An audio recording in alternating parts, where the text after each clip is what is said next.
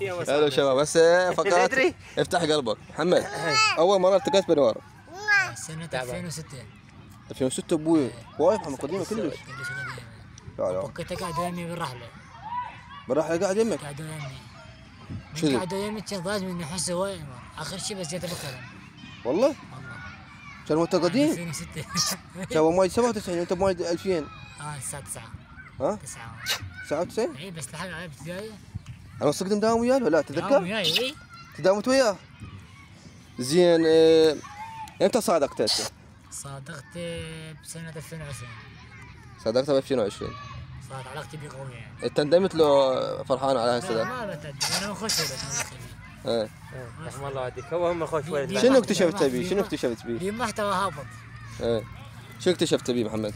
بيه محتوى هابط فقلت له انا راي دور يعني دور تكوين الذات الشخصية. ضروري يعني ادخلها. زين محمد انور تحسه مظلوم بالمجتمع؟ اي مظلوم. ولك تمشي ويا واحد لوتي ملعب يقدر يتعلمني. ولك انا اشرك على الحبل وردك بالكنتور. ايش قلت؟ شنو ردك؟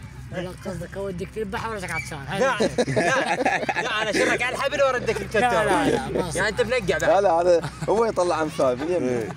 هو يكتشف يا محمد شنو الشيء المظلوم بالمجتمع؟ شلون تحسه مظلوم بالمجتمع؟ مظلوم يا اختي ما عنده شغله ثابته يعني شغلته يعني شغله يعني رجاء انه هذا الشخص اللي فين راتله بزنس راتله شخصيه كبيره. نعم من يتكون على شخصيه الطبقه الثانيه ومع الثالثه والرابعه لازم يتكون مع شخصيه لقائيه.